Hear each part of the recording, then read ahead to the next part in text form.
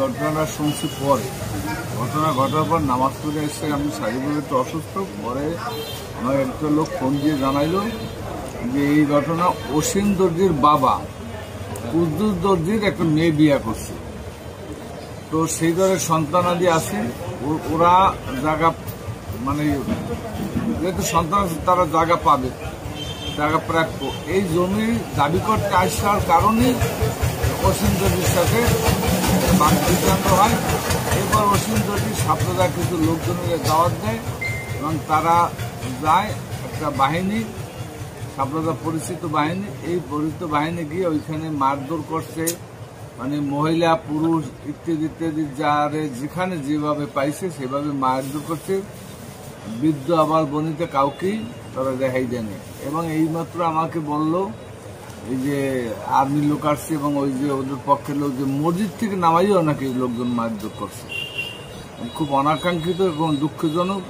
এতে আমাদের বিএনপির জন্য খুব মানে দুঃসংবাদ, যেটা দেখে আমাদের এই যে জাবির যে নির্বাচনটা যে হয়েছে আমাদের মানে পরাজয়, এইরকম এই কারণেই আমরা আমাদের দলের লোক কর্তকে গেছে ওই স্ট্যান্ড দখল করতে, আর জামার সুন্দর করে কি কারে কোথায় বসাবে এই যে করছে। আমাদের আজকে সাপ্লাদার যে পরিস্থিতি, সাপ্লাদাই আমার ঊর্ধ্বতন কর্তৃপক্ষ যারা এটাকে যদি নিয়ন্ত্রণে না নেয়, সাপ্লাদার পরিস্থিতি এইরকম হবে। সাপ্লাদা একটা বিএনপির ঘাঁটি, সাপ্লাদার হলো এই 85% হলো বিএনপির মানে এই এলাকার লোক। সেখানে এই 5 তারিখের পর একটা মহল, যারা রুস্তম লীগ, যারা বাইজিদ লীগ, এই লীগের লোক যারা আমাদের বিএনপির মধ্যে শূন্যখানার লোক, এই শূন্যখানার লোকগুলাই এই দলবাড়ি করার জন্য এই লোকগুলোর আইন না সাপ্লাদে এত অপকর্ম করছে, এত লুট চাঁদাবাজি, এমনকি চাঁদাবাজি করতে গিয়ে মার্ডার পর্যন্ত করছে এরা।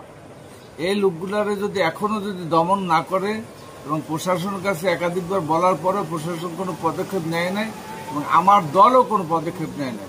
আমি নির্বাচন তো আর এমপি ইলেকশন আমি করব না, যারা করবে আমার নেতারা তারাই ভুক্তভোগী হবে। তাদের কাছে একাধিকবার বলার পরেও তারা কোনো পদক্ষেপ নেয় না। আমি এই যথাযথ ব্যবস্থা এই মানে কর্তৃপক্ষের কাছে আমি অনুরোধ করব এই সাপ্লাদার এই সন্ত্রাস দমনের জন্য।